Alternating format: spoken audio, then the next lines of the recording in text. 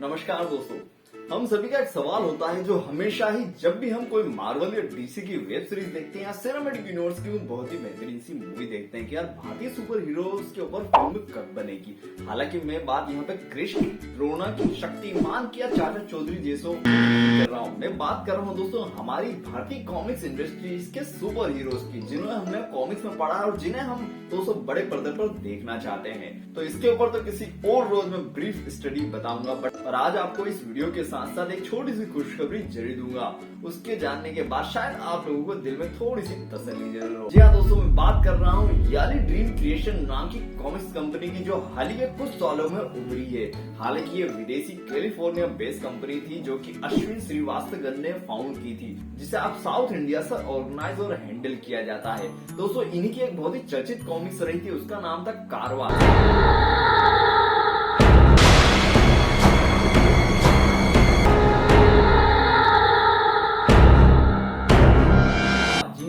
एक horror thriller based कारवा नाम की 2 भाग आए थे जो बहुत ही चर्चित रही। हालांकि इन्होंने इंग्लिश में ही इसे निकाले, नॉवल के रूप में निकाले थे, वो भी ग्राफिक वाली नॉवल के, जिसे लोगों ने खूब पसंद भी किया और अप्रिशिएट भी किया। बाद में इसी को हिंदी में भी निकाला और बहुत सारे और भी पाठक जो भी है कॉमिक्स प्रेमी हो सभी के पास ये पहुंचा। उसके बाद दोस्तों इन्होंने एक ऐसा नया सुपर हीरो रचा जिसने दोस्तों लोगों के दिलों को जीता। जी हाँ दोस्तों,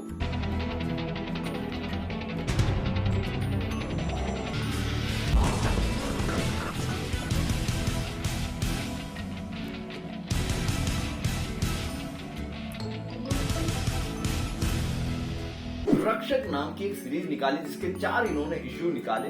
हालांकि इस चर्चित सुपर हीरो की खबर धीरे धीरे कहीं न कहीं बॉलीवुड की गलियों तक पहुंची और वहां के सुपर हिट जाने माने डायरेक्टर को ये कॉमिक्स अच्छी खासी पसंद है। उन्हें लगा कि यार ये वो कॉमिक्स है जिसे कहा जाता है सिर्फ 3 चीजों की वजह से चलती है, एंटरटेनमेंट, एंटरटेनमेंट, एंटरटेनमेंट। और मैं एंटरटेनमेंट हूँ। बॉलीवुड मसाला वाला सुपर हीरो जिसके ऊपर फिल्म बना सकते हैं, और उन्होंने फाइनली इसके राइट्स खरीदे।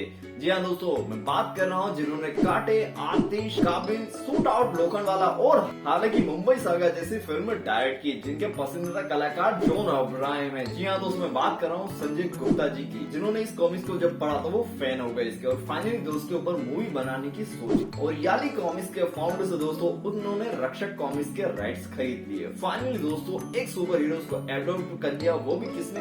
संजय गुप्ता जी ने। उसके बाद उन्होंने ऑफिशियल ट्वीट करके कहा, यह बताते मुझे बहुत ही खुशी हो रही कि मेरी कंपनी व्हाइट फेदर ने खरीद लिए हैं रक्षक के राइट, जो कि एक यूनिक ग्राफिकल नॉवेल है, वो भी भारतीय सुपर हीरो के लेके, जो कि इंडिया का पहला ग्राफिकल नॉवेल भी है। साथ में जल्द ही मेरे द्वारा डायरेक्ट की जाएगी ये महत्वाकांक्षी फिल्म फ्यूचर में। और उसी के साथ जाने माने क्रिटिक्स तरुण आदर्श ने भी कहा, खुशखबरी, संजय गुप्ता जो कि बना रहे हैं मुंबई सागा, खरीद लिए उन्होंने रक्षक, जो कि ग्राफिकल नॉवेल है इंडिया का, जो जल्द ही डायरेक्ट करेंगे संजय गुप्ता खुद ही और प्रोड्यूस करेंगे उनकी खुद की कंपनी व्हाइट फेदर, और साथ में अश्विन श्रीवास्तव जो कि फाउंडर हैं रक्षक के। हालांकि आपके मन में एक सवाल जरूर चल रहा होगा कि यार रक्षक नाम के सुपर हीरोज के ऊपर फिल्म क्यों बन रही है, जो बहुत ही कम लोगों ने पढ़ा है। राज कॉमिक्स के डोंगा, ध्रुव, नागराज, परमाणु जैसे सुपर हीरो तो क्यों नहीं बन रही? तो दोस्तों इसके बारे में किसी और रोज चर्चा करेंगे। पर दोस्तों जैसे मैंने कहा कि एंटरटेन ये 3 चीजें चाहिए बॉलीवुड के डायरेक्टरों, जो शायद इस कॉमिक्स में देखने को मिली हमें। हालांकि अगर आपको नहीं पता है सुपर हीरो के बारे में तो आपको छोटा सा शॉर्ट इंट्रो में दे देता हूँ।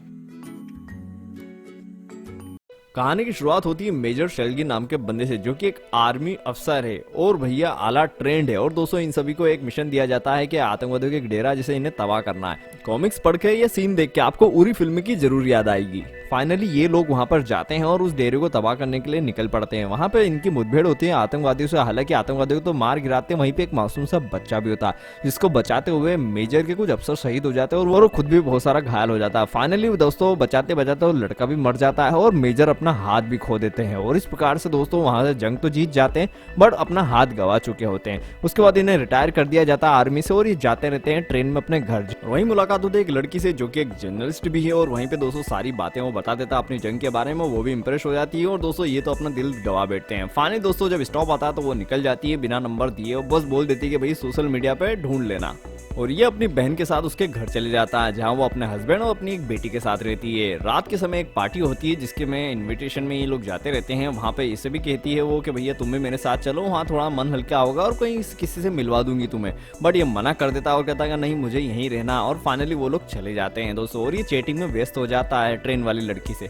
फाइनली दोस्तों आधी रात हो जाती है और वो लोग आते नहीं, तो अचानक इसे मालूम पड़ता है कि यार बहुत लेट हो गया, अभी तक आए क्यों नहीं। तो ये कॉल लगाता है, बट कॉल लगता नहीं। वहीं पे दोस्तों कुछ इसके फ्रेंड सर्कल को लगाता है, तो वो कहते हैं कि भाई तो निकल गए हैं, बट फाइनली पहुंचे नहीं और कॉल लग नहीं रहा। तो ये पुलिस कंप्लेंट करता है कि लापता हो गए हैं, कुछ ना कुछ कीजिए, बट वो मना कर देते हैं। फाइनली अचानक से एक कॉल आता है हॉस्पिटल से अर्जेंट बुलावे का, और ये ऐसे कैसे अपनी बहन की बेटी को लेके कैब में भागते हैं। और वहां पर जैसे जाते हैं तो देखते हैं कि उसके जो जीजा है वो मर चुके हैं और उसकी बहन भी मर चुकी है जिसके साथ रेप हुआ था। मालूम पड़ता है कि भाई 4 लोगों ने ये सब किया था, जिसकी वजह से 3 जनों को तो फांसी हो गई, बट एक जना जो नाबालिग था उसे भैया बाल सुधार गृह में भेज दिया गया है। कुछ महीनों के बाद मालूम पड़ता है, और फिर सभी लोग कैंडल मार्च लेके वगैरह इंसाफ के लिए मांग करते हैं। पूरा का पूरा सीन और सिनेरियो आपको निर्भया हत्याकांड जो रेप केस हुआ था दिल्ली वाला, वो पूरा का पूरा सेम दिखाया देता। मतलब पहले उरी और उसके बाद आपको निर्भया कांड की झलक देखने को मिलेगी कॉमिक्स में। इसके बाद एक दिन जाते हुए एक लड़की को मेट्रो में कुछ गुंडे छेड़ते हैं। फाइनली अंधेरी गली में समझ के उसको रेप करने की कोशिश करते हैं, और वहीं पे हमारा हीरो देख लेता है।